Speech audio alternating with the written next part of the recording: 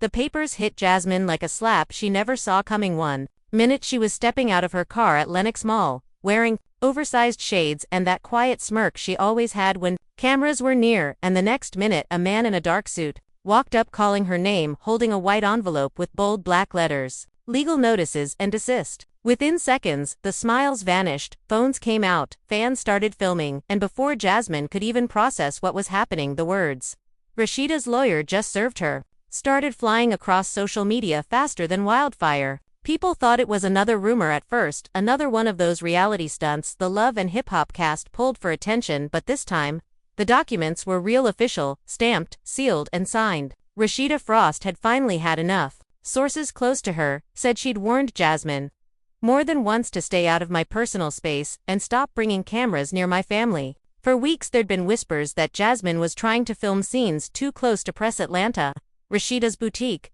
and even showed up at an event Kirk was hosting downtown. That was the last straw. By the time the footage of the serving hit Instagram, it had already been shared thousands of times. "This is wild," one fan commented. "Rasheeda really said, 100 feet means 100 feet. Another wrote, "She's moving like a boss lady now, no more playing nice." Yet not everyone was siding with her. Jasmine's supporters argued she was being unfairly targeted, claiming Rasheeda just couldn't stand to see her in public. One of Jasmine's friends even went live from her phone, saying, "Y'all don't even know half of it. Jasmine didn't do anything. She was minding her business." Meanwhile, Rasheeda stayed silent. She didn't post a word, but her close circle started dropping cryptic hints. Carly Red shared a story saying, "Sometimes peace needs protection," followed by a gavel emoji. Even Spice commented under a fan page post, "Everybody got limits." Fans started piecing together the puzzle, wondering what really pushed Rasheeda to make it legal this time. Some said Kirk had something to do with it again, that maybe Jasmine tried to talk to him in person about co-parenting matters. Others believed Rasheeda was simply tired of old wounds being reopened for television drama. By the next morning, paparazzi were camped outside Frost Bistro hoping to catch a reaction.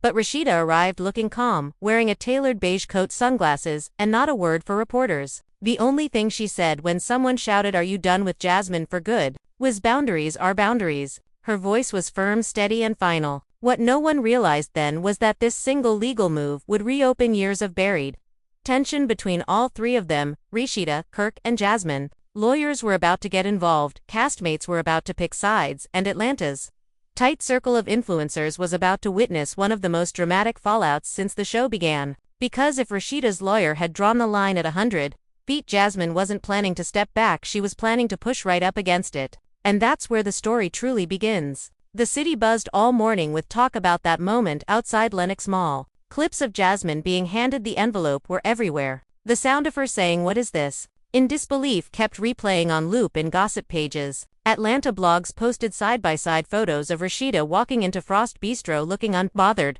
while Jasmine scrolled through her phone, clearly shaken. Fans could feel the tension from miles away. People whispered that this wasn't just a random legal stunt, this was years of quiet resentment exploding in one public move. Behind the scenes, things were already in motion. Rasheeda's lawyer, a sharp woman named Monique, had been preparing the paperwork for weeks. The warning wasn't only about distance, it included clauses about defamation, harassment, and unauthorized public appearances within proximity of the Frost family. Sources said the moment Jasmine appeared at a music industry brunch, 2 tables away from Kirk, that's when Rasheeda decided to act. She told Monique, "Make it official. I'm done talking." Kirk tried to calm her, saying it would only stir things up, but she wasn't hearing it. Her tone was steady, calm, and final, the kind of tone that comes after too many second chances. Meanwhile, Jasmine spent the night pacing her apartment. She replayed every moment in her head, wondering if she'd crossed a line without realizing it. Her phone kept buzzing, calls from her friend Tasha,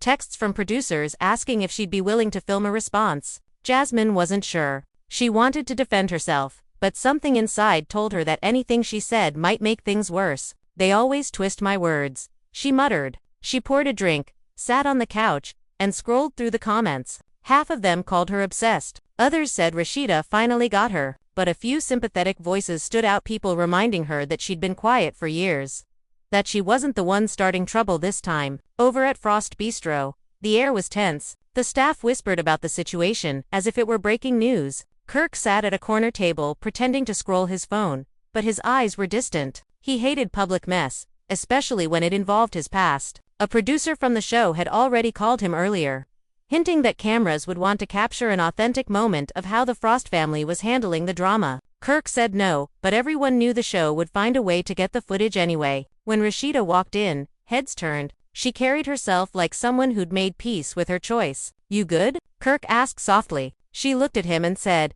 "I'm finally doing what I should have done a long time ago." Outside, a few fans gathered, hoping to get a glimpse of her reaction. One of them shouted, "Queen, we stand with you." And she smiled briefly but didn't stop. Later, in the office upstairs, she sat with Monique and reviewed everything line by line. "I just need space," she said.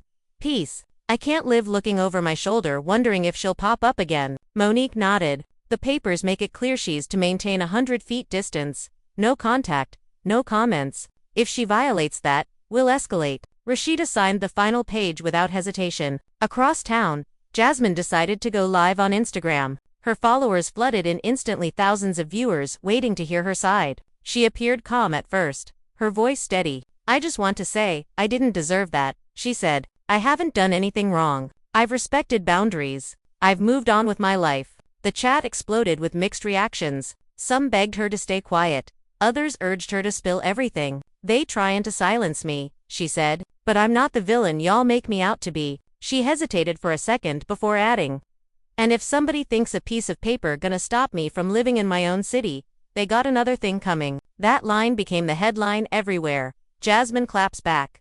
"No paper gonna stop me." Gossip blogs replayed it endlessly, while fan accounts started creating memes, comparing the two women's reactions. On one side, Rasheeda was seen as composed, legal, and classy. On the other, Jasmine was defiant, emotional, and unpredictable. But those who knew both women personally said the situation ran deeper than what fans saw. This wasn't just about old scandals or who was right or wrong. It was about pride, about image, about the one thing reality TV never shows: how much private pain lingers when cameras turn off. Later that evening, Kirk received a call from the show's executive producer. They wanted him and Rasheeda to sit down for a filmed confessional about the recent legal developments. Kirk sighed. "We can't avoid it forever," he said to Rasheeda. She looked at him, eyes tired but focused. "We'll tell our truth," she replied. "But we're not feeding the drama." Yet as much as she wanted peace, deep down she knew the public fight was far from over. Jasmine had a voice, and she wasn't going to stay silent.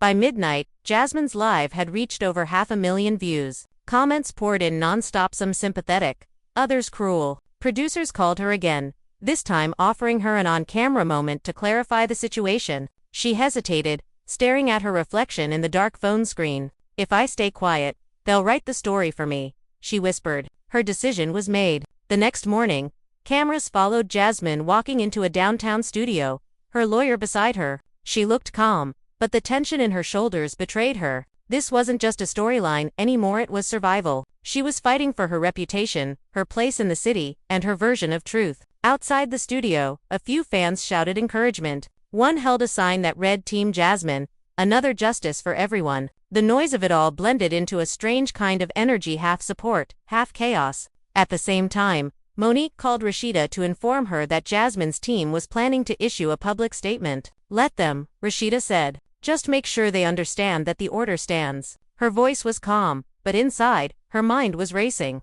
What if this dragged on for months? What if the public started twisting it against her again? She didn't want to relive the humiliation of the past. She wanted closure, and this legal step was her final attempt to get it. By the end of the day, Atlanta was divided. Fan pages were hosting polls asking who was right. Talk shows discussed whether legal boundaries could coexist with shared fame. And as night fell over the skyline, both women sat in different corners of the same city, scrolling through their phones, reading headlines that carried their names. One headline summed it all up: 2 queens, 1 city, no peace. But neither knew that the next morning would bring something that changed everything: a leaked recording, an unexpected confrontation, and a chain of events that would make the restraining order look like the calm before the storm. The following morning began quietly, but it did not stay that way. By 9 o'clock, gossip blogs had exploded again. Someone had leaked an audio recording 30 seconds long, grainy, and full of tension. In it, 2 women could be heard arguing inside what sounded like a parking garage. One voice was clearly Jasmine's, the other was muffled, but fans were convinced it was Rasheeda's. The clip ended with Jasmine saying, "You can't stop me from being where I belong." followed by footsteps and a car door slamming. It spread across every platform in minutes. Theories flooded the internet. Some claimed the clip was old, others said it was recorded just last night. Fans dissected the background noise, the tone, the echoes, even the timing of the footsteps. Hashtags like hashtag #RASHEEDAV's Jasmine and hashtag GarageGate trended within an hour. Bloggers went live on Instagram, analyzing every syllable. Everyone wanted to know had Jasmine already violated the restraining order. When Monique heard about the leak, she called Rasheeda immediately. "Don't say a word online," she warned. "Let me handle this." Rasheeda agreed, though inside she felt her stomach twist. She hadn't been near Jasmine. She'd spent the evening at Frost Bistro, going over invoices with Kirk. But she knew how things worked in this world. Truth mattered less than perception, and perception was already spiraling out of control. On the other side of town, Jasmine woke up to over 100 missed calls. Her phone was blowing up with messages from producers, friends, and even her lawyer. "Did you meet with Rasheeda last night?" her lawyer asked, voice firm. Jasmine groaned, rubbing her temples. "No, I was at my friend's place. Somebody's trying to set me up," but she knew it didn't matter. The internet had already decided. By noon, TMZ-style outlets started running with headlines like exclusive. Secret recording proves tension still boiling between Frost family and Jasmine. Paparazzi began showing up outside Jasmine's apartment. She tried to sneak out the back, hoodie pulled low, but someone recognized her and shouted, "Did you leak it yourself?" She turned, voice sharp. "No, I didn't. Y'all need to stop believing everything you hear." That clip went viral too. Back at Frost Bistro, Kirk was pacing in the office. "This is getting out of hand," he said. "Every time we try to move forward, something drags us back." Rasheeda sat quietly, scrolling through comments. "They just want a story," she said. "We'll give them silence." But silence never worked for long in their world. A producer from VH1 had already texted Kirk, saying the footage could be addressed in an upcoming episode to clarify narratives. Kirk shook his head. "They don't want clarity. They want chaos." Around 3 p.m., Monique filed a report with local authorities, citing possible violation of the restraining order. She wasn't sure if the clip was real or fabricated, but she knew the optics demanded action. "If she didn't meet you, fine," she told Rasheeda, "but we have to protect your name." That's what this is, now a battle for credibility. Hours later, Jasmine decided to film her own response. She sat by a window with the city skyline behind her, her voice calm but trembling underneath. "I did not meet with anyone. I don't know who recorded that audio, but I'm tired of being blamed for everything that happens around them. I'm not the enemy." Fans filled the comments, some believed her, others called her a liar. The divide deepened. Meanwhile, Spice called Rasheeda, trying to ease the tension. "Sis, maybe talk to her one time in private. No cameras, just clear the air." Rasheeda sighed. "It's gone too far for that." Spice replied softly, "Maybe that's why it needs to happen." Rasheeda didn't answer. That night, Kirk sat at home, flipping through old photos, family vacations, birthdays, events where Jasmine's absence had once been a relief. He didn't regret supporting Rasheeda's decision, but he hated how public everything had become. "Everybody watching us, like we on trial," he said. Rasheeda looked up from her laptop. "We are. Just not in court." By midnight, the story took another turn. A security guard from the parking structure, featured in the recording, told a gossip outlet that two women had indeed argued there 2 nights ago. He couldn't confirm who, but he mentioned one of them had long red hair and designer heels. Fans were quick to point out that both women fit that description. The next morning, Monique's office received an anonymous email with the full version of the audio, 4 minutes this time. In it, Jasmine's voice was clearer. She was saying something about trying to talk things out. The other woman said, "We got nothing to talk about." And then Jasmine replied, "You act like you're scared of me." The tone was sharp, but not threatening. Still, it was enough to keep the fire alive. When Rasheeda heard the extended recording, her eyes filled with disbelief. "They're making it sound like I was there," she said quietly. "But I wasn't." Monique placed a hand on her shoulder. "Then we prove it. You were at Frost Bistro, and we have cameras." Rasheeda nodded, but her heart was heavy. She'd worked so hard to rebuild her peace, and now it was unraveling again. Online, fan pages began taking sides harder than ever. One post read, "Team Jasmine says she's being framed. Team Frost says she's playing the victim." Every influencer, blogger, and wannabe journalist wanted a piece of the chaos. Memes flooded clips from past Love and hip-hop seasons resurfaced, old arguments, old tears, old confessions, all being reinterpreted in the context of the new feud. By afternoon, VH1 producers officially confirmed they were developing a special episode titled Restrained, Frost vs. Jasmine. It would include interviews, reactions, and unreleased footage. Social media went into meltdown mode. Fans accused the network of exploiting personal pain. Others couldn't wait for the drama. Jasmine tweeted, "I didn't sign up for this," then deleted it 10 minutes later. Rasheeda and Kirk met privately that evening. She looked exhausted, her voice quiet. "I just wanted her to stay away," she said. "That's all." Kirk nodded slowly. "Maybe it's time to go off-grid for a while." She smiled faintly. "In Atlanta. Good luck with that." But just as they began to plan their retreat, Monique's phone rang again. Another update. Someone had filed a Jasmine's team was contesting the restraining order, claiming it was unjust and based on misleading information. The legal fight was about to begin. And in a city that lived on scandal, everyone knew this wasn't the end. It was only part 2 of a story that was spiraling far beyond control. By Friday morning, Atlanta felt like a courtroom without walls. Radio hosts were dissecting every line of the leaked audio. Morning talk shows were inviting legal analysts to explain how restraining orders worked. And fan pages had turned into digital juries. Half of them believed Rasheeda had every right to protect her peace. The other half believed Jasmine was being cornered by a system designed to silence her. Every opinion, every post, every meme added pressure to an already volatile situation. Rasheeda tried to focus on business. She had a fashion event scheduled that day at Press Atlanta, and she refused to cancel. Cameras were already waiting outside when she arrived, smiling for a moment before the questions started flying. "Rasheeda, do you regret serving Jasmine? Is it true she's contesting the order? Did you meet her in the parking garage?" She didn't flinch. "No comment," she said. "I'm here to work." Inside, the event went smoothly on the surface, but behind the scenes, her phone buzzed non-stop. Monique had just sent her an email titled "Urgent Response Required." The email included Jasmine's official counternotice. It was 3 pages long, written in confident legal language. It stated that the restraining order was unnecessary, punitive, and damaging to public image. It accused Rasheeda's camp of using legal intimidation for emotional leverage. Monique read it aloud over the phone, her tone calm but firm. "They're trying to flip the narrative," she said. Rasheeda rubbed her temples. "So they want war," she muttered. "Then we'll give them truth." Meanwhile, Jasmine was meeting with her own lawyer, a younger man named Darius, who believed in the power of the court of public opinion. "If we play this right," he told her, "people will see you as the victim here. We'll argue that the order was based on miscommunication, not threat. We'll position you as the one being bullied." Jasmine frowned. "I don't want pity. I want respect." Darius nodded. "Then we fight for that too." That evening, Jasmine posted a video. Her tone was calm but cutting. "I'm not scared of lawyers," she said. "I'm scared of lies. I've been quiet for years while people painted me as everything but human. This time, I'm not backing down." The video reached nearly 1 million views within 12 hours. Even people who had never watched Love and Hip Hop were now invested in the saga. Carly Red called Rasheeda that night. "Girl, she's painting you like the villain," Carly warned. "You need to speak before people twist it too far." Rasheeda sighed. "They can twist all they want. I know what's real." But when she hung up, she sat quietly for a long moment, staring at her reflection in the dark window. She wasn't sure silence was protecting her.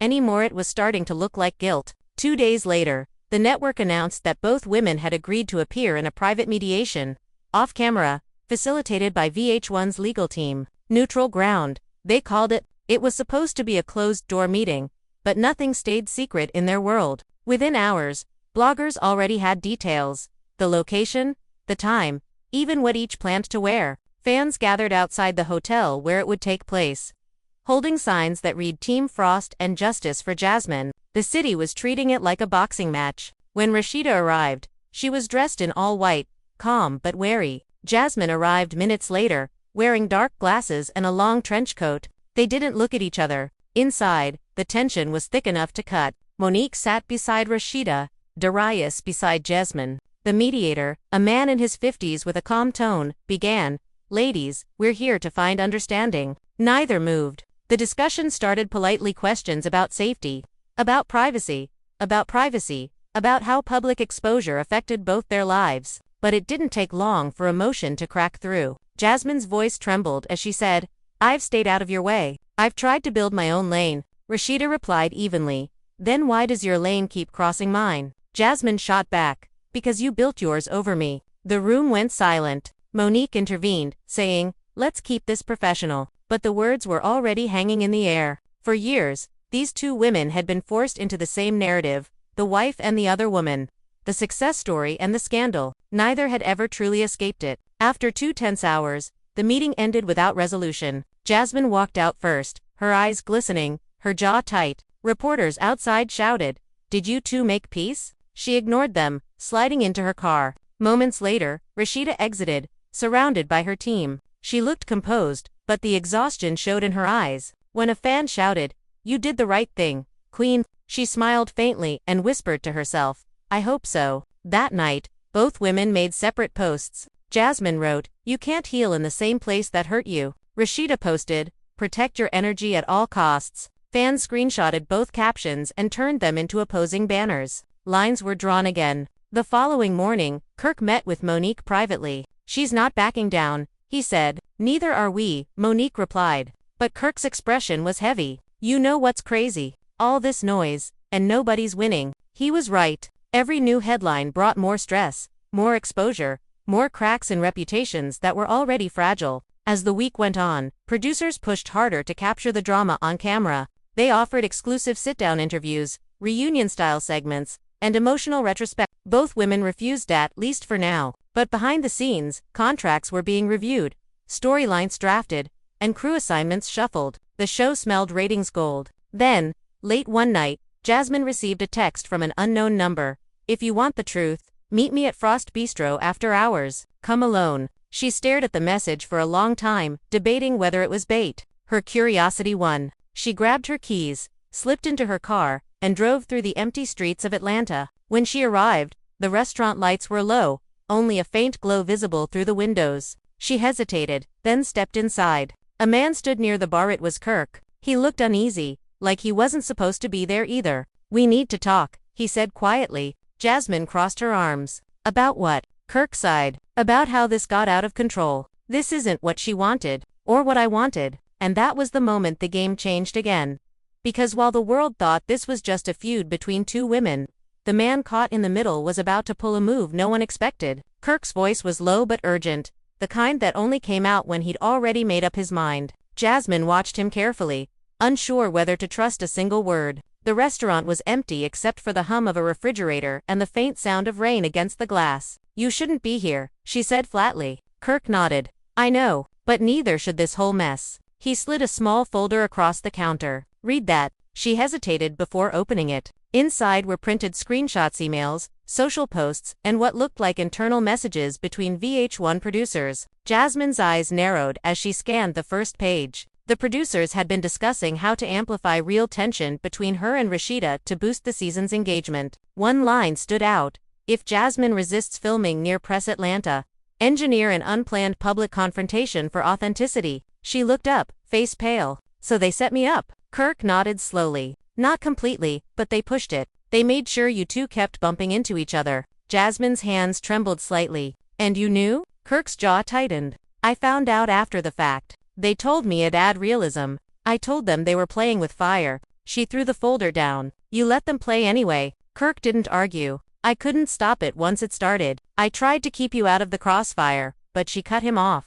"Don't pretend this was about protecting me. It's about saving face for both of you." He didn't respond right away. The silence stretched long enough that Jasmine started pacing. "They turned us into a circus," she said bitterly. "Every year, every episode, it's just pain dressed up as entertainment." Kirk sighed. "You're not wrong, but we can still take control of it." She looked at him sharply. "How?" He leaned forward. "By telling the truth. Together, publicly." The idea hung in the air like a live wire. Jasmine's instinct was to laugh, but his tone stopped her. "You think Rasheeda would ever agree to that?" she asked. "She won't even stay in the same room as me." Kirk rubbed his temples. "Maybe not now, but if this keeps going, none of us come out clean. The network's already planning a reunion special. They'll spin whatever story makes them money. If we do this ourselves, on our terms, we take the narrative back." Jasmine crossed her arms. "And what about the restraining order? What about your wife thinking I'm stalking her again?" Kirk exhaled heavily. "We'll handle that." "I'll handle that." Outside, thunder rolled through the city. Jasmine looked at him, her face unreadable. "You want me to trust you after all this? After years of being called the problem?" Kirk met her eyes. "No. I just want to end the problem. She didn't answer right away. Instead, she gathered the papers and tucked them into her bag. If what you're saying is true, she said quietly, then she deserves to know who's really pulling the strings. Kirk nodded. She will, but not like this. Not through gossip sites or leaked audio. She needs to hear it from you. Jasmine froze. You're out of your mind if you think I'm walking up to that woman again. You won't have to, he said. I'll set it up. Safe. Private. No cameras. The rain outside thickened, and lightning flashed against the windows. Jasmine finally turned to leave. If this backfires, she warned, I'm done being quiet. Kirk's voice followed her as she walked out. So am I.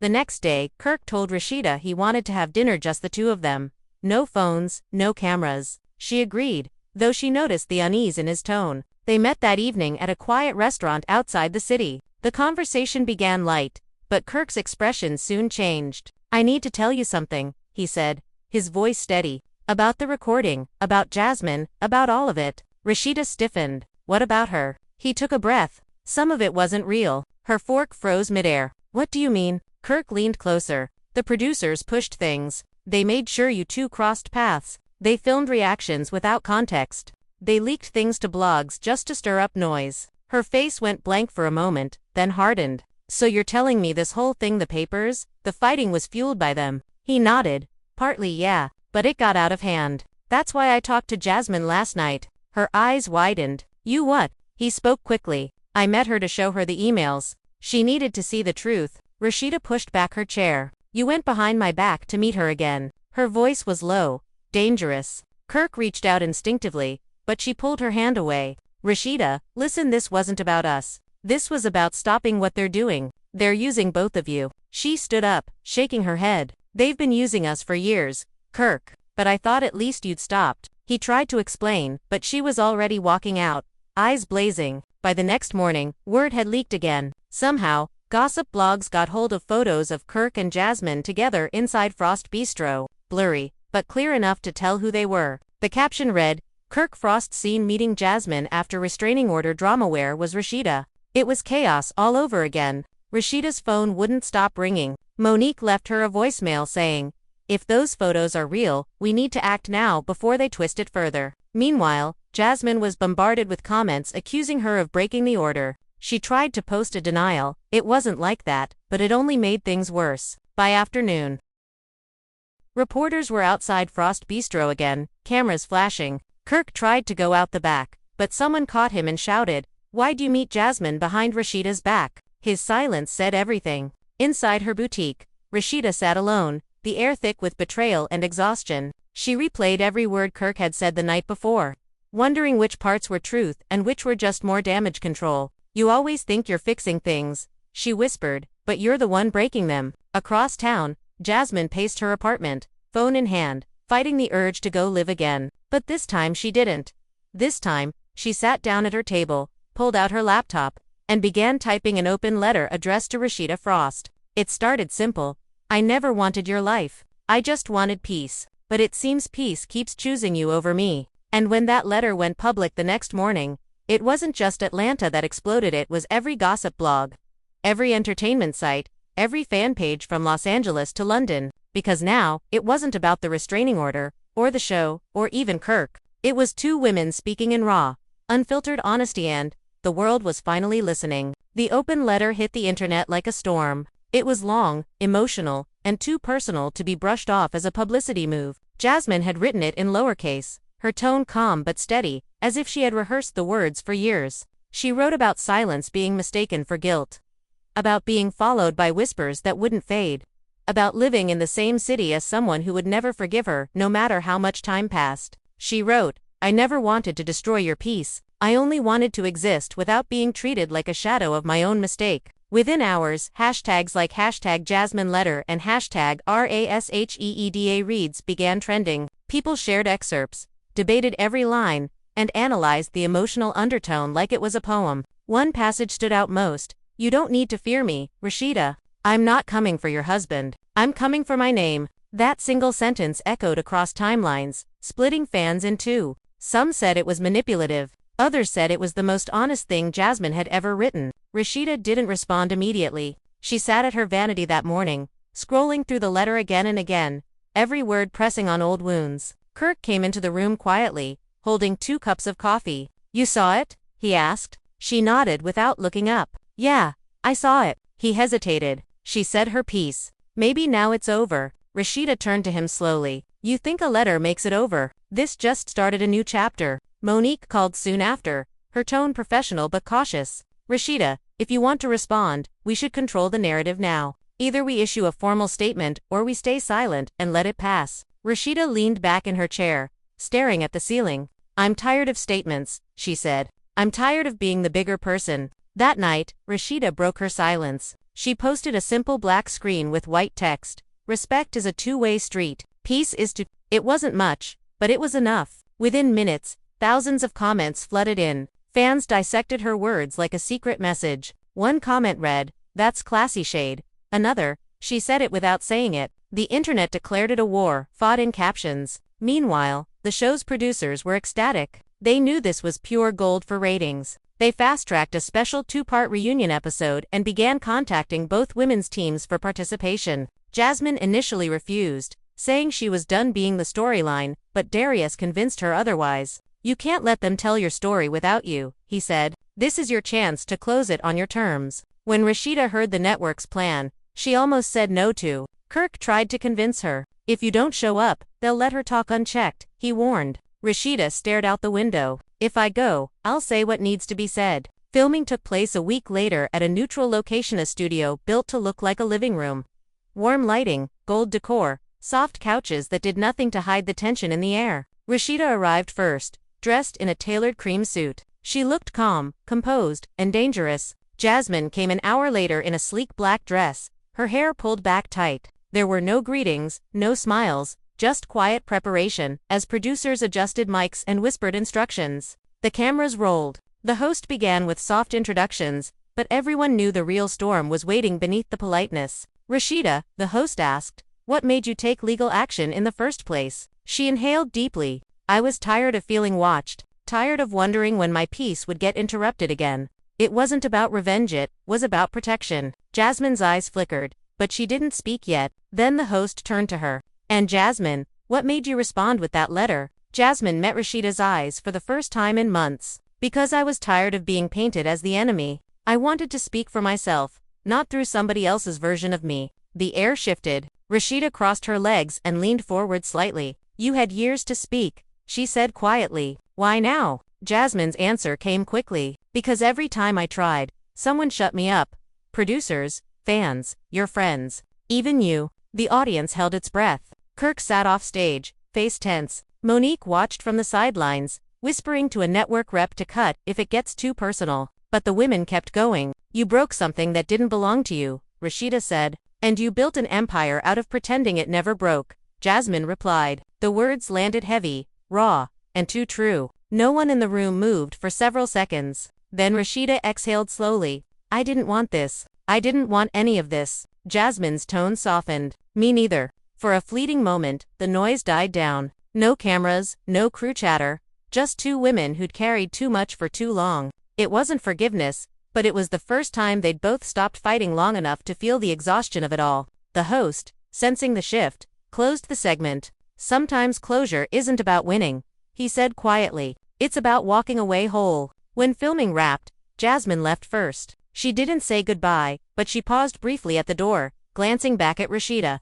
Rasheeda didn't move, but their eyes met an unspoken truce, fragile and temporary. But peace never lasts long in Atlanta. 2 days later, an anonymous Instagram page posted behind-the-scenes footage from the reunion and edited clips, showing Jasmine wiping tears and Rasheeda whispering something off mic that sounded like, "She never changed." The post went viral within an hour. The fragile calm shattered once again. And just like that, everything they'd built in that quiet studio fell apart in public. Fans took sides all over again. Producers denied leaking the clip. Kirk swore he didn't do it. Monique threatened legal action. Jasmine posted a single cryptic message. Some people only know how to fight in silence. The city buzzed again. Everyone wanted to know what would happen next. Would Rasheeda strike back legally again? Or would Jasmine finally walk away for good? And as both women stared at their phones that night, scrolling through endless headlines, one thought burned in both their minds: someone inside their circle wanted the chaos to never end. And that someone was still watching, still waiting, ready to make their next move. The leak had a different kind of energy, this time colder, more deliberate. Whoever released that behind-the-scenes footage wanted to reopen the wound. The clip didn't show any shouting or physical tension. It was quiet, almost intimate. Jasmine sitting under bright studio lights, mascara smudged, breathing hard. Rasheeda, leaning toward a producer, her lips barely moving as she whispered, "She never change." There was no context, no timestamp, but that didn't matter. The internet filled in its own blanks. Within an hour, every blog from Hollywood Unlocked to Onsite was reposting it. One headline read, "Rasheeda caught talking trash after reunion taping." Another, "Jasmine's tears met with cold silence." Fans flooded the comments again. "This woman can't catch a break." One said, "Nah, Jasmine knows what she's doing." Another replied, "Everyone had an opinion. No one had the facts." Inside Frost Bistro, the tension felt like static. The staff moved quietly, avoiding Kirk's eyes. He sat at a corner booth with his phone on the table, screen lighting up with notifications. Rasheeda came in wearing her usual composed face, but he could tell by the stiffness in her shoulders that she was boiling inside. "You seen it?" she asked, voice low. Kirk nodded. "Yeah, it's everywhere." She set her purse down. "That wasn't supposed to air. They promised." Kirk rubbed the back of his neck. "It wasn't VH1. This came from someone else." "Someone else," she repeated. "Who?" He hesitated. Maybe someone on set recorded it. Or maybe someone close to Jasmine. Rasheeda gave a humorless laugh. "Of course you'd say that." Kirk looked up sharply. "You think I'm defending her? I think you always find a way to make me look crazy for not trusting her." Meanwhile, Jasmine sat on her couch, scrolling through the same posts, her phone buzzing. Not. Her publicist called 3 times, urging her not to react. "Let the audience sympathize," she said. "This makes you look vulnerable. Real." Jasmine almost laughed. "Vulnerable gets clicks, not peace." She opened Instagram anyway and hit record. Her eyes were swollen but clear. "I didn't leak anything," she began. "I didn't film that. And I didn't ask for it to come out. But maybe the world needed to see how things really are." She paused, biting her lip. "Sometimes you think sitting across from somebody will fix years of damage. But some people want closure. Others just want control." Her post reached millions overnight. Clips of it spread on TikTok, Twitter, and YouTube. Fans edited her speech into montages with dramatic music. Suddenly, Jasmine was trending again, not as the villain, but as the survivor. Rasheeda watched the clip the next morning in silence. Kirk tried to read her expression but couldn't. She finally said, "She's winning the sympathy game." "It's not a game," Kirk replied softly. "You think I don't know that?" She snapped. Then she stood up and walked out, leaving her coffee untouched. By afternoon, Monique called with updates. "We traced the leak," she said. "It came from a production assistant. But here's the catch: it wasn't sent directly to the blogs. It was sold to a third party first." "Sold," Rasheeda repeated. "How much?" 30,000. Silence. "Who buys drama like that?" Monique hesitated. "People who profit from it. Maybe a network competitor. Maybe a gossip broker. But it's calculated." While Monique handled the legal end, Kirk made another mistake. He reached out to Jasmine again. "We need to figure out who's behind this," he texted. She replied almost instantly. "Too late for that. They already got what they wanted." A few hours later, someone anonymously sent Jasmine a video file via email. It was security footage from Frost Bistro dated the same night she met Kirk there. The angle showed both of them talking quietly, nothing inappropriate, but enough to reignite rumors.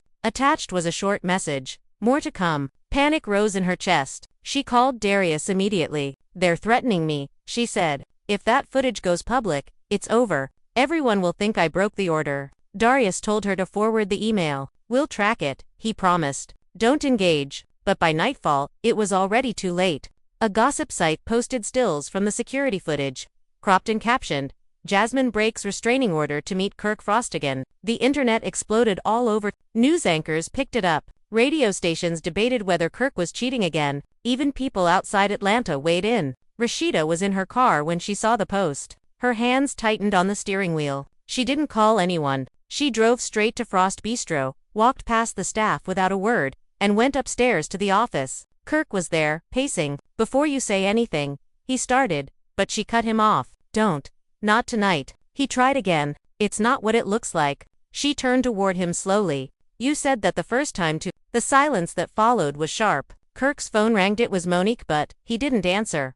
Across town, Jasmine's lawyer released a a statement insisting the meeting had been non-romantic and arranged for conflict resolution. It didn't matter. Fans were already forming conclusions, stitching together timelines and motives like detectives. One viral tweet read, "So the restraining order was real, but so was the connection." The next morning, paparazzi surrounded both women's homes. Reporters shouted questions through car windows. Kirk tried to manage damage control, but neither woman was taking his calls now. For the first time in years, he found himself completely shut out by both sides of a story he had created. Rasheeda finally spoke that evening in an impromptu interview outside her boutique. Her voice was calm but tight. "I don't owe anyone explanations," she said, "but I'll say, this: I've reached my limit." And that was the quote every outlet ran with. Rasheeda Frost. "I've reached my limit." The phrase carried weight. It sounded like an ending. But for those who'd followed the saga for years, it didn't feel like closure. It felt like the calm that comes before one last storm,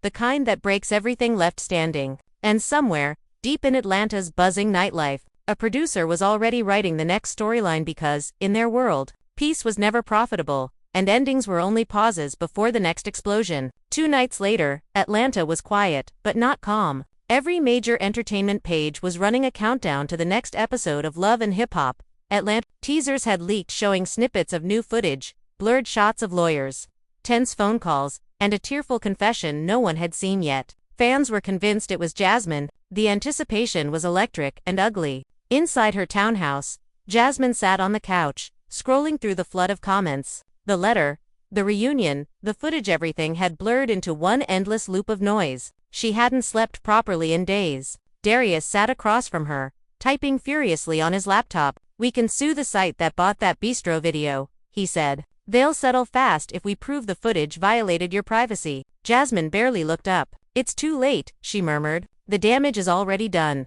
He paused, studying her face. "It's not just about reputation anymore, is it?" She shook her head slowly. "No. It's about dignity. I'm tired of being a headline." Meanwhile, across town, Rasheeda was filming a quiet segment for the show. The producers wanted a reflective scene, something that showed her reclaiming her peace. She sat in her boutique surrounded by her team, her expression composed. "You can only stay silent for so long," she told the camera, "but sometimes silence is the loudest answer." She smiled faintly, the kind of smile that hides exhaustion. When the director called cut, she exhaled deeply and whispered, "No more Back at Frost Bistro, Kirk was trying to hold everything together. Sales had dipped slightly after the scandal, though the publicity kept the place full most nights. Still, he could feel the tension from staff, from customers, even from his own family. He called a meeting with his manager, trying to refocus on business. But halfway through his phone buzzed a new notification. The network had just dropped the official trailer for next week's episode. The thumbnail, Jasmine and Rasheeda's faces side by side with the caption, "The truth finally comes out."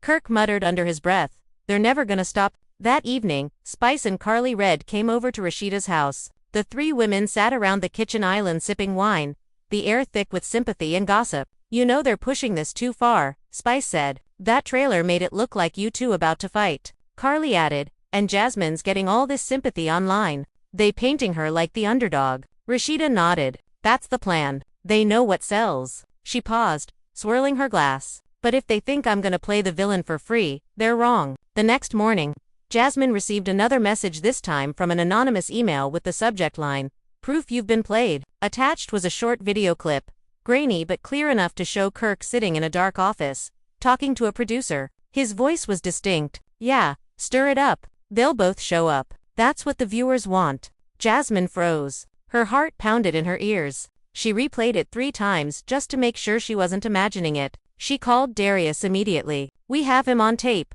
she said, her voice trembling. "Kirk, he was in on it." Darius told her to slow down. "Send me the clip. We'll verify it." She did. 10 minutes later, he called back. "It looks legit, but we can't prove who recorded it. Could have been anyone inside production?" Jasmine's voice cracked. "I don't care who did it. I'm not keeping quiet anymore." By sunset, Jasmine went live again. Her followers flooded in instantly, more than 500,000 people. She looked directly into the camera, her tone measured but fierce. "Since everyone loves drama so much," she said, "let's talk about who's really creating it." She played the clip straight from her phone. Kirk's voice echoed through the live stream. "Yeah, stir it up. They'll both show up. That's what the viewers want." The internet exploded. Fans flooded comment sections tagging Rasheeda, demanding a response. Bloggers went into overdrive. Even mainstream news picked it up. Did Kirk Frost orchestrate the feud? One headline read, "By midnight, the clip had millions of views and thousands of reposts." When Rasheeda saw it,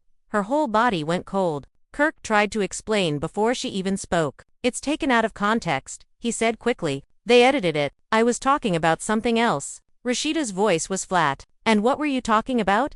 "Exactly. Because it sounds like you wanted this." He rubbed his face with both hands. "It was months ago. They were asking me if the tension was real. I said they wanted drama, and they twisted it." She shook her head. "You gave them permission. You gave them access to my pain." He followed her as she walked away. "I didn't mean to," she turned sharply. "That's the problem, Kirk. You never mean to, but it keeps happening." Meanwhile, Jasmine's live became the top trending topic in the country. Clips of her reactions spread everywhere, her face raw with anger, her voice trembling with truth. Fans who once doubted her now flooded her page with support. Some even started a hashtag calling for a boycott of the show until justice for Jasmine was served. Monique called Rasheeda the next morning with a weary tone. "It's out of control now. You might want to release a statement before the narrative cements." Rasheeda was silent for a long moment before saying, "Not yet. I want to see how far they take it." And they took it far. Producers scheduled an emergency meeting, trying to manage the fallout. Kirk was summoned to the network's office, where executives grilled him about the recording. He insisted it was taken out of context, but they weren't convinced. They suspended his upcoming appearance pending review. That night, Jasmine received another anonymous message. "They're turning on him now. Told you he'd crumble first." She didn't know who kept sending them, but whoever it was seemed to know too much. Across the city, Rasheeda sat alone in her car, outside Frost Bistro. The neon sign flickered faintly in the rain. Through the windshield, she could see customers laughing inside, oblivious to the chaos surrounding the name on the door. She whispered quietly to herself, "You wanted peace, and you built a war." Her phone buzzed an unknown number again. This time, a text. "Next clip drops tomorrow." The real one. She stared at it for a long time, heart pounding, realizing the story wasn't over. Not even close. Someone was still pulling strings. And the next move, whatever it was, could destroy all of them. The next morning broke gray and heavy, rain soaking Atlanta's streets like the city itself was holding its breath. By 7 a.m., every gossip outlet was buzzing with one phrase: "The real clip drops today." No one knew what it was or who had it, but the rumor alone was enough to light social media on fire. Pages that usually covered celebrity fashion or music had pivoted entirely to the ongoing Frost drama, posting countdown clocks, grainy screenshots, and wild theories about who the anonymous leaker might be. Rasheeda barely slept. She sat at the kitchen table with a cup of untouched coffee, scrolling through her phone in silence. Kirk came downstairs, looking like he hadn't slept either. "We can't just sit here," he said. "If something drops, we have to be ready." She didn't look up. Ready for what? More humiliation. His voice rose slightly. "We don't even know what it is, and that's what scares me," she said quietly. At 9 sharp, Monique called. "It's bad," she said before Rasheeda could speak. Someone uploaded a full 5-minute video to YouTube, high quality, multiple angles, studio mics. It shows Kirk and one of the producers talking about staging the restraining order storyline before it ever happened. Rasheeda's pulse quickened. Staging? How? Monique hesitated. "They're laughing about how a legal angle would make good television. They even mentioned serving papers on camera if Jasmine agreed." Kirk ran a hand down his face.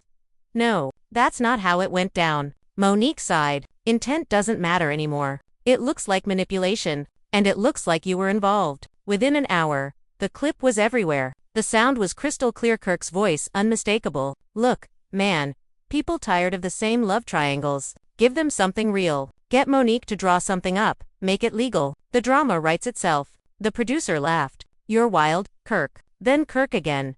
"Nah, just smart. Rasheeda'll act like she don't know till the last minute." The internet detonated. Fan pages screamed betrayal. So he planned it. He set up his own wife. This man been playing chess with emotions for years. Even celebrities started weighing in. One tweet from a former castmate read, "Now it makes sense why things always felt scripted." Rasheeda's phone wouldn't stop ringing, calls from the network, from journalists, from friends trying to check on her. She ignored them all. When Kirk tried to speak, she finally looked up at him. "Tell me the truth. Was any of this real?" He swallowed hard. "It started real. Then the producers wanted." She cut him off. Wanted what? Ratings? My life turned into a storyline. Her voice shook, but she didn't cry. She just stared at him like she was seeing him for the first time. Meanwhile, Jasmine's lawyer was already drafting a press release. This confirms everything, Darius said. They used her for profit and painted her as unstable. We can file for damages, maybe even defamation. Jasmine sat in stunned silence,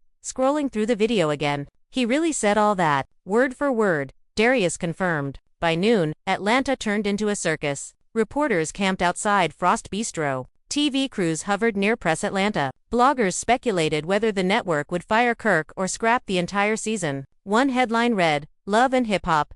Atlanta in Crisis Stars Threaten Walkout." That afternoon, Monique arranged a private meeting between Rasheeda, Kirk, and network executives. It took place at a midtown hotel under tight security. Cameras weren't allowed, but that didn't stop leaks. A staff member told an outlet that Rasheeda showed up in all black, silent, sunglasses on even indoors. Kirk arrived separately, looking exhausted. Inside the conference room, voices were low but sharp. A senior executive opened with, "We need damage control. This can't look like fraud." Rasheeda spoke for the first time, her tone icy. "It's not fraud. It's betrayal." Kirk tried to interject, but she raised her hand. "Don't, not in front of them." The executive continued, "We're issuing a statement saying this was creative miscommunication. We need you to support it publicly." Rasheeda gave a small laugh. "You want me to lie to protect your brand?" "To protect yours too," the exec replied. She stood up. "Mine doesn't need protecting. It needs truth." And with that, she walked out. Outside, reporters caught her leaving the building. Microphones thrust forward. "Rasheeda, is it true Kirk faked your restraining order?" She stopped, looked straight into one camera, and said, "You'll hear my truth soon. Not theirs." That clip alone hit 3 million views in less than 2 hours. Later that night, Jasmine posted again. This time, it wasn't emotional or defensive. It was strategic. A photo of her sitting by the window, face calm, captioned, "Truth has a way of finding the light." Fans flooded her comments with applause, emojis, and heart reactions. For once, the internet wasn't divided.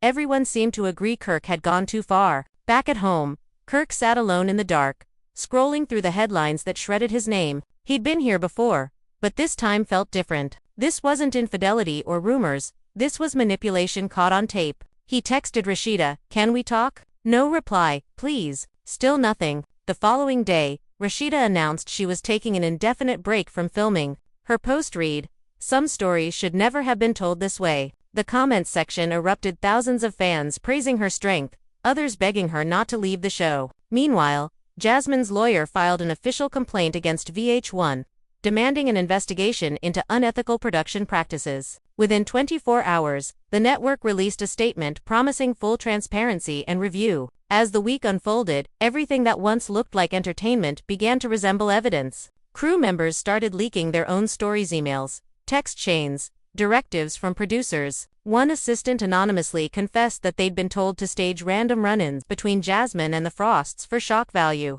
The illusion shattered. Reality television had finally become too real. And while Atlanta buzzed with chaos, a quiet clip began circulating on small fan pages, footage from a closed-door moment during the reunion shoot. Never aired. It showed Rasheeda turning to Jasmine and saying softly, "We both deserved better than him." Fans called it the line that ended everything. Within days, the hashtag "We both deserved better" was everywhere. It wasn't just a slogan, it was a reckoning. And though the drama had finally exposed the truth, everyone knew one final episode still waited to air, the one no one had seen, the one Kirk swore never existed. But somewhere, deep in a vault of raw footage and unseen files, the cameras had kept rolling. And when that last piece came out, it would show what really happened the night everything fell apart. 3 days later, Atlanta was louder than it had ever been. The city's skyline looked calm, but underneath, every phone screen flickered with headlines about the missing final episode. Fan accounts were on overdrive, claiming someone inside the production studio had sold unreleased footage. Nobody knew what it showed,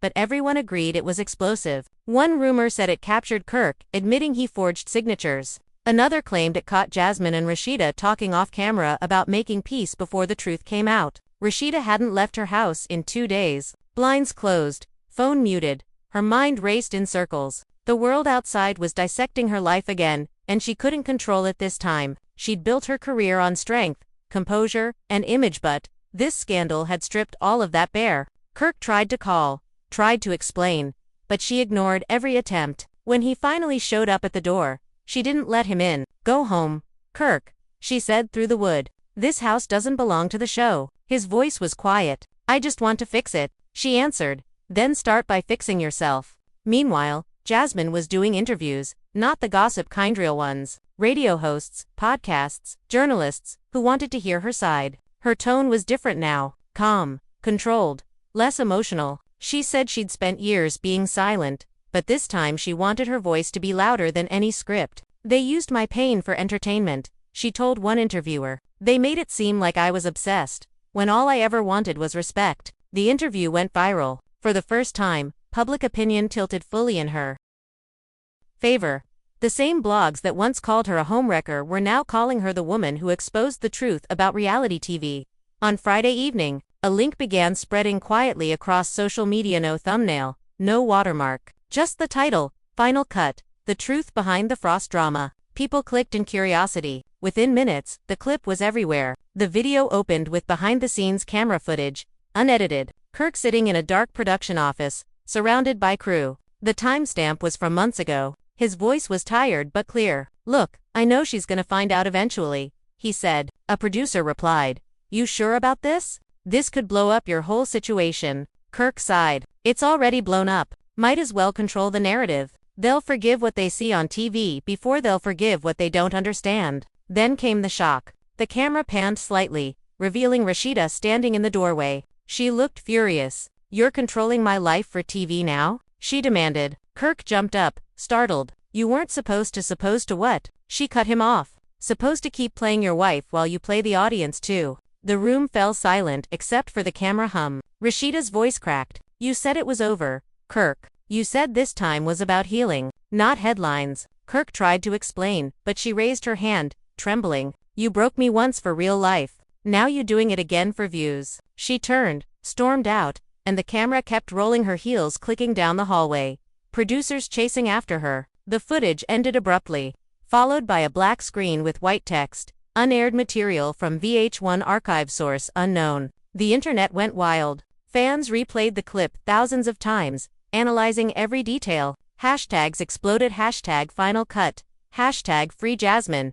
Hashtag justice for Rasheeda. Major news outlets picked it up. It wasn't just a scandal anymore. It was an industry expo. The next morning, Rasheeda finally broke her silence with a live video of her own. She looked exhausted but composed, sitting in her living room, sunlight spilling through half-open blinds. "I don't know who leaked that clip," she began, "but I'm not mad about it. Maybe people needed to see what this business really does to us." Her tone was soft but steady. "I love my husband, but I don't recognize the man in that footage. I love my career, but I don't recognize the woman I became trying to protect it." She paused. "So I'm done protecting it." Within seconds, her live reached hundreds of thousands of viewers, the comments filled with hearts and prayers. She ended with a quiet line that would echo across every entertainment outlet for weeks. "This time, I choose peace over ratings." Across town, Jasmine watched the live in silence. For the first time in years, she didn't feel anger or victory, just relief. She whispered to herself, "Finally." Kirk, meanwhile, sat alone in his car outside Frost Bistro. He hadn't opened the restaurant that day. His phone buzzed non-stop, messages from the network, from Monique, from friends, but he didn't answer. Instead, he looked out the window at the empty street and whispered, "I did this to myself." The following week, VH1 suspended production indefinitely. Headlines read, "Frost scandal shuts down Atlanta set." Former cast members started speaking out about their own staged storylines. What had started as one restraining order had turned into a full-blown reckoning for reality TV. Weeks later, Rasheeda reopened Press Atlanta quietly. No cameras, no grand announcement. Jasmine launched her own podcast, titled The Truth is Messy, opening the first episode with, "If they can twist your story, they will. So tell it yourself before they do."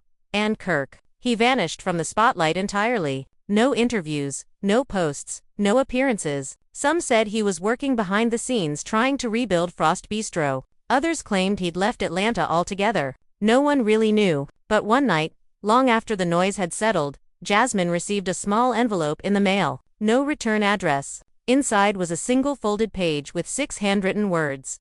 "Thank you for telling the truth." The handwriting was unmistakable. Kirk's, And for the first time since this entire storm began, Jasmine smiled not out of triumph, but out of closure, because the truth had finally spoken louder than the show, louder than the lies, louder than everything that came before. Months passed. Atlanta calmed down the way cities do after storms, quieter but never the same. Frost Bistro reopened with new management, new signage, and no trace of cameras. Press Atlanta thrived again, this time without TV crews or gossip bloggers hovering by the windows. The air felt lighter, but the scars remained. People still whispered when Rasheeda walked into a room, less from scandal now, more from respect. She had survived a collapse that could have ended anyone else's career. The industry called it the Frost effect. Every reality producer in the country suddenly tightened contracts, deleted messages, and added new disclaimers. Networks scrambled to repair their reputations. A congressional subcommittee even hinted at investigating the ethics of reality programming.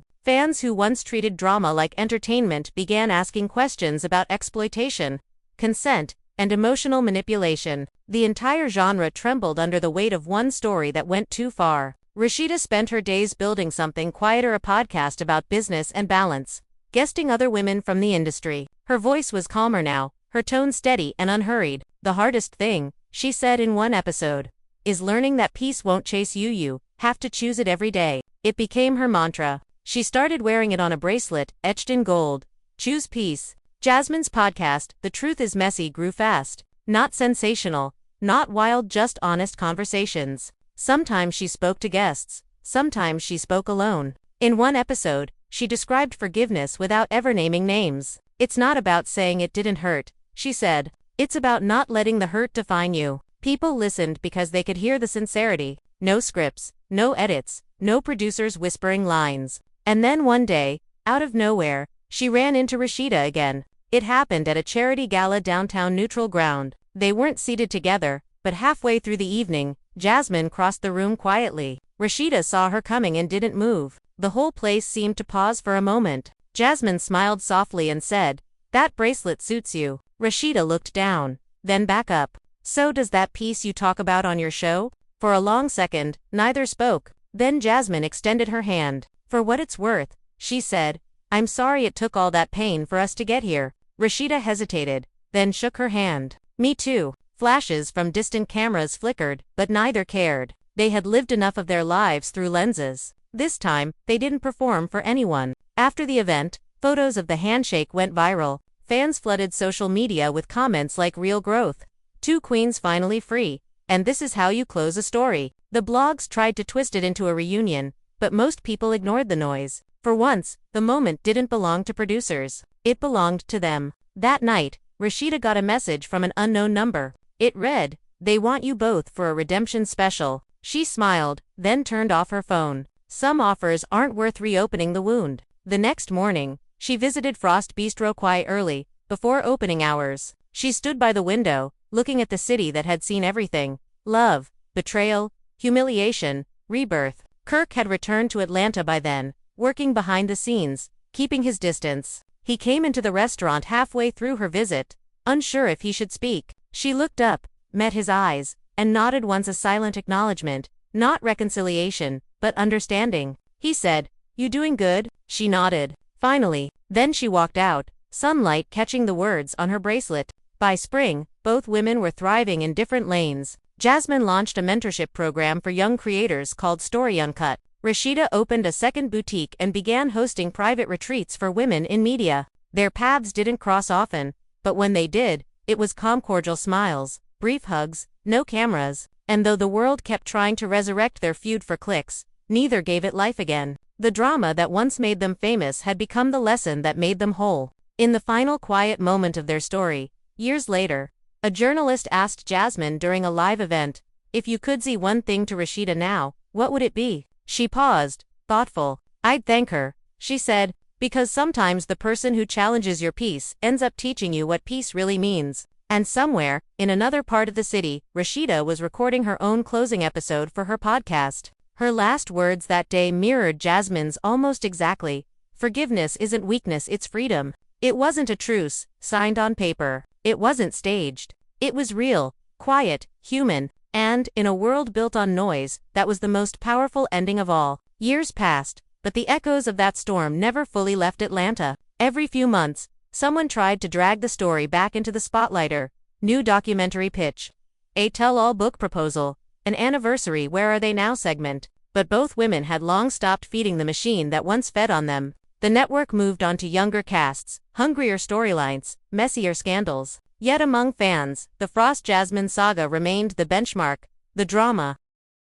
That changed everything. Rasheeda had turned her calm into legacy. Her podcast evolved into a full brand, workshops, a small foundation for women in business, a mentorship program for girls who wanted to work in media without being consumed by it. She spoke at universities and summits, teaching what she called quiet power. Her words always came measured, like someone who had finally learned that truth didn't need shouting to be heard. She rarely mentioned Kirk publicly, but when she did, her tone was even. "We raised a family," she would say. "That story is ours, not theirs." Kirk kept a lower profile. The years had humbled him. He stopped chasing cameras, stopped trying to script life into entertainment. He rebuilt Frost Bistro quietly and treated it like a redemption project. Real food, real people, no storylines. Regulars said he looked older but calmer, the kind of calm that only comes when a man has finally stopped running from himself. Sometimes reporters showed up hoping for comment, and he'd just smile and say, "Nothing to say that hasn't been said already."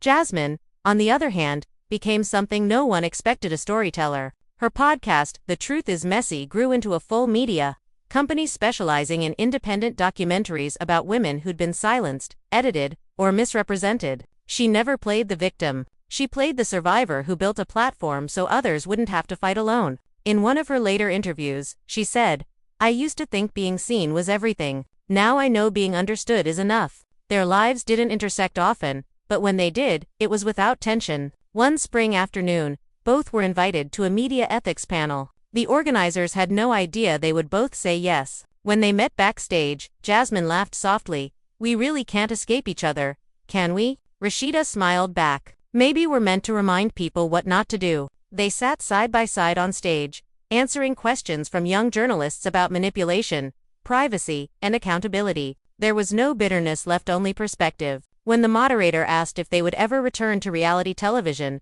Jasmine shook her head first. "Not reality like that," she said. "Truth doesn't need scripts." Rasheeda added, "If we ever go back, it would be to show healing, not chaos. But healing doesn't trend as fast." The audience laughed, but there was something sincere beneath the humor. After the event, they shared a quiet car ride to the airport. The conversation was easy: work, family, life. When Jasmine got out first, she turned back and said, "We did survive it, didn't we?" Rasheeda smiled. "No, we outgrew it." By the time autumn came, Atlanta's skyline glittered with new billboards, new stars, new dramas waiting to unfold. The world had moved on, but somewhere in that city, two women who once embodied its loudest scandal had found peace in silence. One final image closed their story: a late evening at Frost Bistro. The lights dimmed, the restaurant closed. Kirk locked up, stepped outside, and saw Rasheeda walking down the sidewalk with her phone in hand. They hadn't spoken in months. She looked up, surprised, then smiled. "Place looks good." He nodded. "Trying to keep it that way?" They stood there in the soft hum of the city. No apologies, no anger, just quiet understanding. She reached into her bag, pulled out a small envelope, and handed it to him. "Someone gave me this for you," she said. He frowned, opening it after she walked away. Inside was a simple printed note with Jasmine's logo at the bottom. It read, "Truth told, peace kept." He folded it carefully, tucked it into his jacket pocket, and looked down the empty street. The city lights reflected off the wet pavement. Calm and endless. For the first time in years, he didn't feel like a character in anyone's story, just a man walking home. And that was how it ended, not with an argument, not with a twist, not with applause, just stillness. The cameras had long stopped rolling, but for the first time, every person who had lived inside that chaos finally had something the show could never script: quiet, steady, untelevised peace. It was a quiet Sunday morning in Atlanta when the world realized the Frost era had truly ended. No headlines, no chaos, just absence. The gossip accounts that once lived off their names had moved on to new scandals.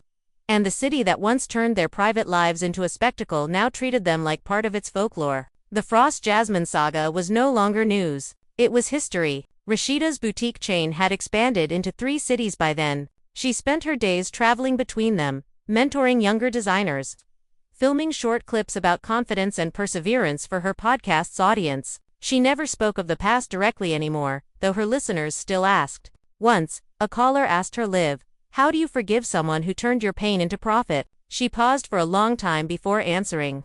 "By remembering that forgiveness isn't for them, it's the last gift you give yourself." The line spread quietly through social media. It was clipped, quoted, repeated, but never distorted. People respected her now. Kirk stayed out of view, keeping Frost Bistro running like a modest family-owned restaurant again. No press releases, no grand reopening, just regulars who came for the food, not the fame. He often worked late, cleaning up tables after closing, humming softly under his breath. Sometimes a fan would recognize him and ask for a selfie. He always smiled politely but declined. "No more cameras," he'd say.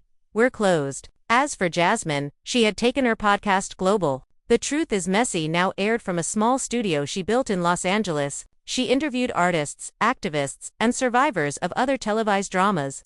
Building something ran audience that listened. Her tone had changed. Her words came slower, grounded. One evening, she opened an episode by saying, "We're not who we were in the middle of the story. We're who we became after it ended." Listeners said it felt like closure disguised as wisdom. Years later, a streaming platform announced a retrospective documentary titled Reality Exposed: The Frost Story. Both women declined to appear, though producers begged. Instead, the documentary used old footage, archived clips, and narration from journalists who'd covered the original drama. It premiered to record numbers. The audience watched the old chaos with new eyes, less amusement, more empathy. The final narration said simply, "They taught us that sometimes the price of being seen is losing yourself." After the premiere, Rasheeda's phone filled with messages, friends, fans, strangers thanking her for surviving it. She read a few, then set the phone aside. She didn't post. She just stood at her window, looking out at the city that had once swallowed her whole. In the distance, Frost Bistro's sign glowed faintly through the night.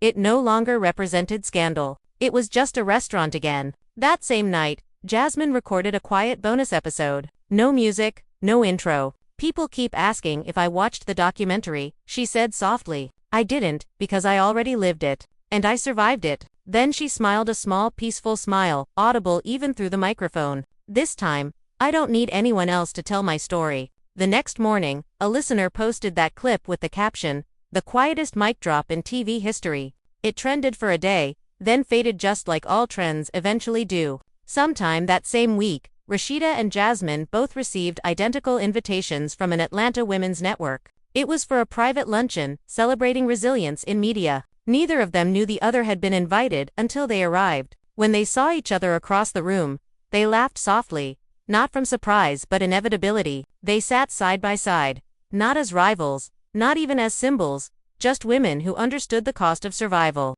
After the event, as they walked out into the soft sunlight, Jasmine turned to her and said, "Funny how peace feels smaller than fame, but heavier in your hands." Rasheeda smiled. "That's because fame fades. Peace stays." They hugged briefly. No photographers, no audience, just closure that didn't need witnesses. In the end, Atlanta remembered them not for the scandal, but for the silence that followed it, the silence they chose. It became its own legend. Somewhere in the city's constant noise, people still whispered about the Frost years like they were a fable about truth, ambition, and the price of performance. But for Rasheeda, Jasmine, and even Kirk, it was no longer a story worth retelling. It had ended where it always should have, off camera, in peace, in private. The following spring, Atlanta bloomed again, louder, brighter, and somehow gentler. The city that once fed on chaos now spoke softly of legacy. Time had done what no press release or apology ever could. It turned scandal into memory. Rasheeda stood at the New Press boutique in Charlotte that morning,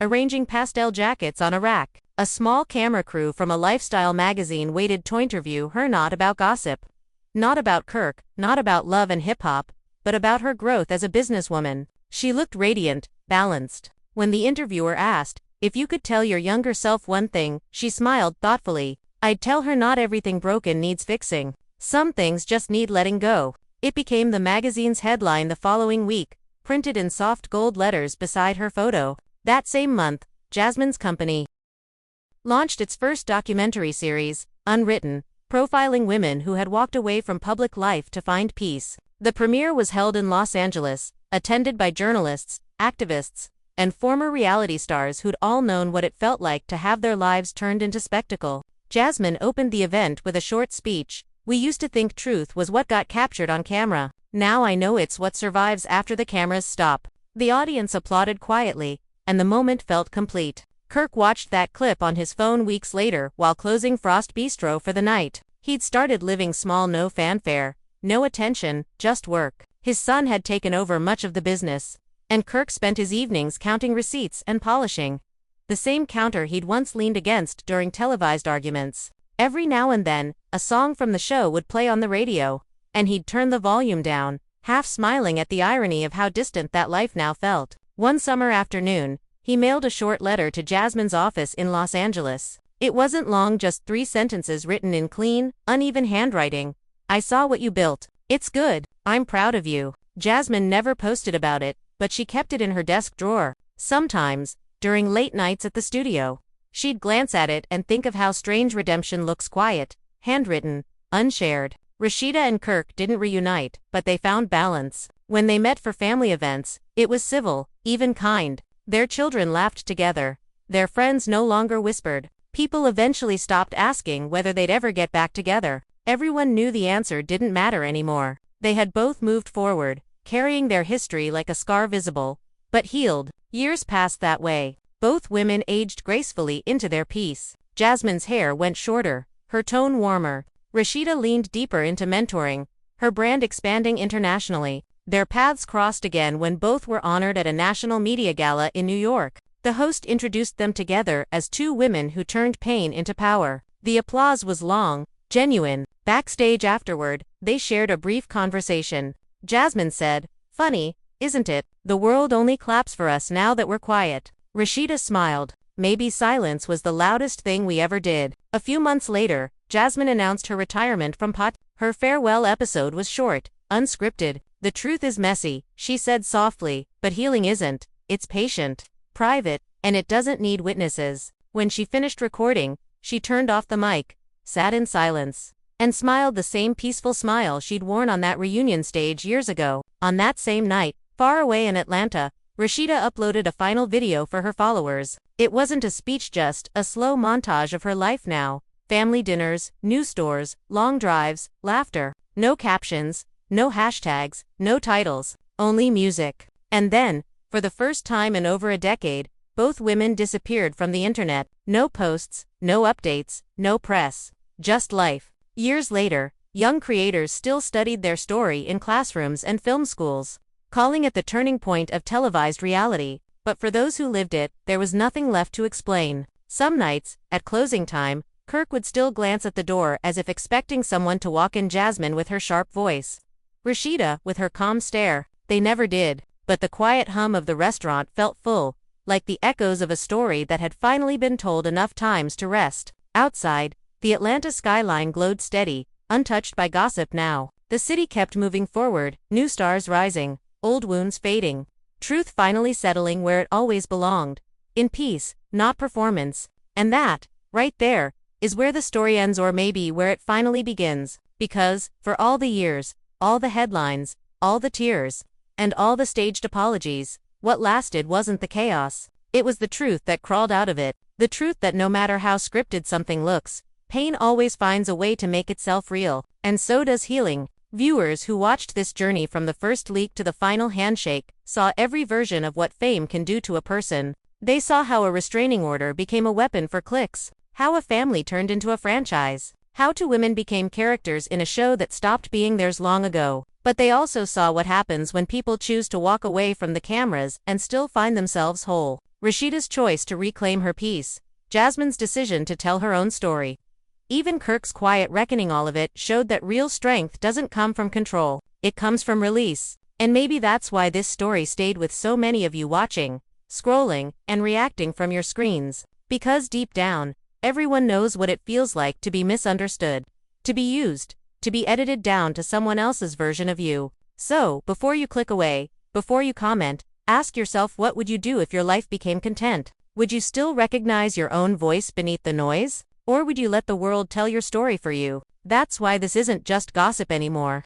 It's reflection. It's a mirror held up to every person who's ever judged someone from a 30-second clip. Maybe that's the real message behind Rasheeda's lawyer serves Jasmine stay 100 feet away. It was never just about distance. It was about boundaries. Emotional ones, personal ones, the kind that don't get stamped by a judge but drawn quietly inside. Because when you really think about it, the 100 feet wasn't between two women, it was between who they were on television and who they finally became afterward. And that distance, that's where growth lived. So, as the lights fade on this chapter, take a moment to remember what it showed you. That not every villain is evil, not every hero is kind, and not every ending is loud. Sometimes peace doesn't announce itself. Sometimes it just walks in quietly and sits beside you, waiting for you to stop performing long enough to notice. And if you've watched this far, if you've felt that ache in your chest when the music slows and the credits roll, then you already know what comes next. This isn't about who is right or wrong anymore, it's about what the story made you feel. That uneasy mix of sympathy, regret, and recognition. Because whether you're Team Rasheeda, Team Jasmine, or somewhere in between, you saw something real in both of them, the need to be heard. So go ahead, tell me in the comments what you think. Tell me who you believed, who you forgave, who you couldn't. Tell me which part hit hardest, the letter, the leak, the handshake, the silence. Your voice matters, because these stories only live when you talk about them. And if this story made you think, made you question, made you feel even a little bit different about the way we consume people's pain, then don't just scroll away. Hit that like button, because every tap tells the platform this story mattered. Subscribe, because we're not done pulling back the curtain on the way fame rewrites reality. And turn on those notifications, because the next story might change how you see this one. In the end, all of this, every headline, every viral moment, every twist wasn't just entertainment. It was a warning about how easy it is to confuse exposure with truth, about how fame promises freedom but takes it away in small pieces, and about how people who were once enemies can still find peace when the world finally stops watching. So when you think about Rasheeda walking away from the camera that last time, think about what that meant. It wasn't weakness, it was wisdom. And when you picture Jasmine sitting at her mic, saying, "The truth is messy," understand that it wasn't a slogan, it was a confession. Because truth is messy. It ruins illusions. It cuts through storylines. It demands accountability. That's what makes it powerful. And that's why it scares people who make their living off fiction. But not here. Here, we keep it raw. Here, we tell the stories that networks won't. Here, we talk about the people behind the headlines, the hearts behind the hash, because real life is more dramatic than any season finale, and it doesn't end when the credits roll. So if you're still watching, still here, let this be your reminder that you don't have to live for the audience. You don't have to perform forgiveness, or perfection, or strength. You can just live it, off camera, unfiltered, unedited. That's what they both finally did. And maybe that's the lesson. Not every scandal destroys. Some reveal. Some cleanse. Some remind you that pain is temporary but dignity lasts forever. So as the screen fades, as the music slows, and the story of Rasheeda's lawyer serves Jasmine stay 100 feet away, comes to its end, remember this: behind every viral moment is a heartbeat. Behind every messy headline is a human being. Behind every exclusive is exhaustion. So choose empathy before judgment. Choose understanding before reaction. Choose peace before performance. And if you've been following this story from the start through the leaks, the lies, the redemption, then you know what to do next. Hit like if you felt the truth in it. Share it so more people see what happens when the cameras stop. Subscribe for the next untold story, the one nobody else will dare to tell. Because here, we don't chase the drama. We chase the lesson hiding inside it. And maybe, just maybe, that's what entertainment was always supposed to do: make us see ourselves. Thank you for watching. Thank you for feeling. And thank you for staying till the end. This has been Rasheeda's Lawyer Serves Jasmine Stay 100 Feet Away. A story about distance, dignity, and the kind of peace no camera can capture. Until next time, stay curious, stay kind, and stay awake to the truth.